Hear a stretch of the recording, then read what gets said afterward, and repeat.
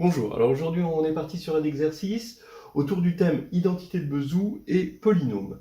On va montrer la périodicité d'une certaine suite définie par un PGCD de deux polynômes. Alors voici l'exercice. On suppose deux polynômes à coefficients entiers. On suppose qu'ils sont premiers entre eux, c'est important.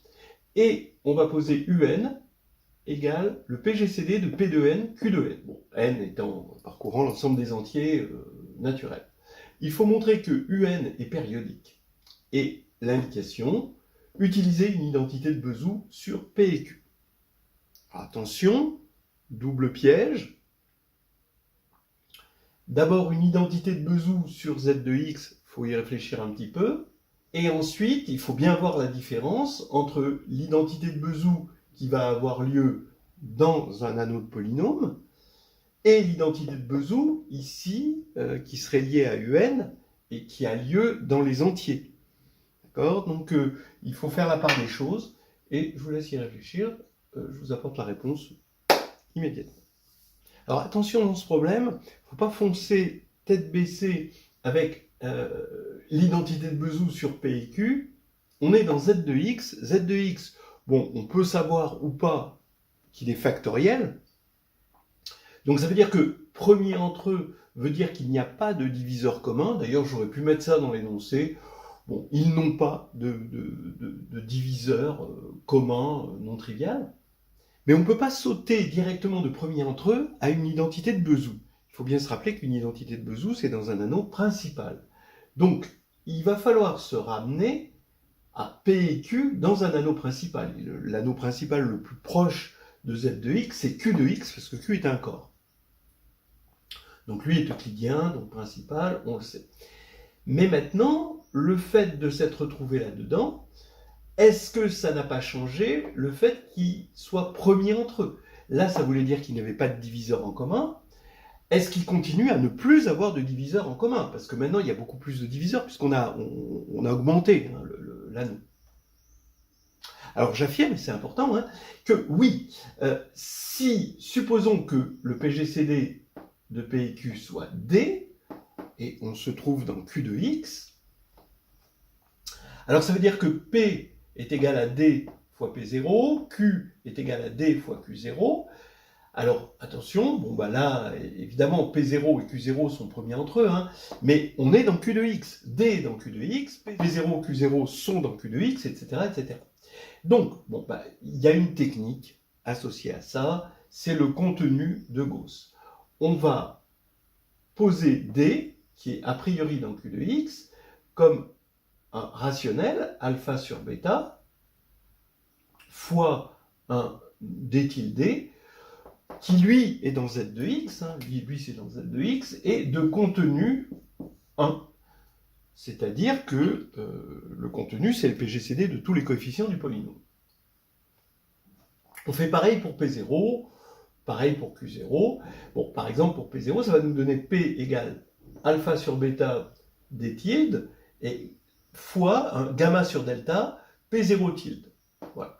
Et les deux sont dans Z de X, ici, les deux tildes là, sont dans Z de X avec un contenu égal à 1. Donc maintenant, je multiplie par bêta delta, cette identité pour me retrouver complètement dans Z de X, et là je peux prendre le contenu. Donc ça veut dire que bêta delta fois le contenu de P est égal au contenu ici, mais comme tous les deux sont de contenu 1, le contenu du produit est encore 1. C'est un lemme de Gauss en quelque sorte, qui est connu. Et donc ça veut dire que bêta delta divise alpha gamma. Pardon. Voilà. On a bêta delta divise alpha gamma, ce qui veut dire que ici, on peut remplacer ici par un entier, d'accord, ce alpha gamma sur bêta delta. Je ne sais pas comment je vais l'appeler, on va dire oméga. Voilà. Donc là maintenant, ça y est, D tilde divise P, de la même manière, c'est le même D tilde qu'on aurait ici, divise Q, et là, cette fois-ci, c'est bien dans Z de X. Donc, en contradiction avec le fait qu'ils étaient premiers entre eux, forcément, D ne peut pas être de degré strictement supérieur à 0. Voilà, donc ils sont premiers entre eux. Très bien. Alors maintenant, ils sont premiers entre eux dans l'anneau principal Q de X, je vais pouvoir dégainer une identité de Bezout. Bien, mais cette fois-ci, autant P et Q sont dans Z de X, autant U et V ne sont pas du tout garantis dans Z de X. Ils sont dans Q de X. Donc je vais multiplier par un dénominateur commun de U et V, bon, et que je vais appeler petit d, et ici je multiplie par d, et là j'ai U tilde, V tilde, avec d bien sûr dans Z, non nul hein, évidemment, et U tilde, V tilde, bien sûr dans Z de X, c'est pour ça que j'ai multiplié par d. Voilà, donc ça c'est quelque chose à bien repérer, ces espèces d'identités de Bezout dans des anneaux qui ne sont pas principaux, mais qui ont une extension en quelque sorte qui est principale. Voilà. Donc maintenant, je vais pouvoir évaluer ici en n. Et je vais avoir des entiers, puisque j'évalue des polynômes entiers en un n qui est entier. Donc ici, j'évalue, mais comme là c'est une constante, j'ai toujours d. Ça c'est important. Ce qui fait que ce que je montre ici pour l'instant, c'est que tout diviseur de P de n et Q de n, tout diviseur commun, divise forcément d. En particulier le plus grand, il ne déroge pas à la règle, UN divise D.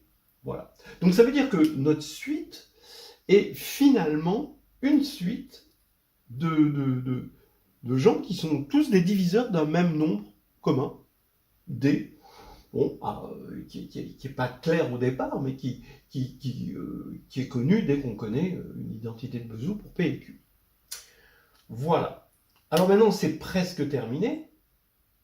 Il faut remarquer que si on a un polynôme A dans Z de X, alors D divise A de n plus D moins A de n. Bon, comme A est combinaison linéaire de xm, il suffit de le montrer pour A égale xm. Hein, c'est une combinaison Z linéaire. Hein, donc cette divisibilité va rester vraie. Il suffit de le montrer pour x puissance m. Donc là, je vais faire x plus d puissance m moins x puissance m. Et ça, bon, je développe par le binôme de Newton. Ça fait d facteur d'une certaine somme ici. Et ça, c'est un polynôme à coefficient entier. Donc maintenant, quand j'évalue en x égale n, ici, eh bien ici, j'ai bien un entier. Donc x égale n. Et donc d divise ça. Et donc, par combinaison linéaire, il va diviser pour tout A dans Z de X, cette quantité-là. Voilà, ça c'est assez simple.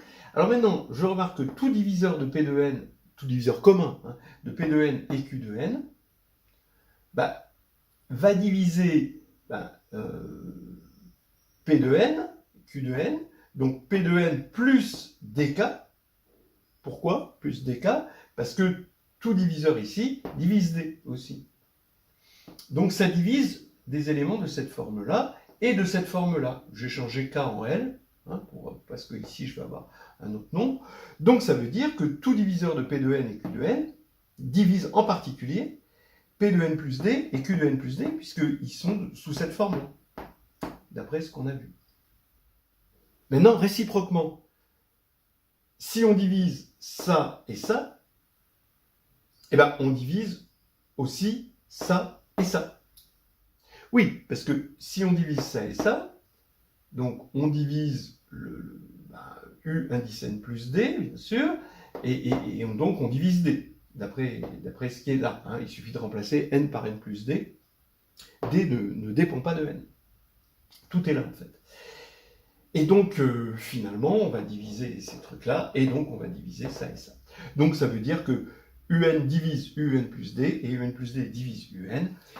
Et ce qui fait qu'on a U indice N plus D égale UN. On a montré que la suite était périodique. Et ben voilà, c'est fini.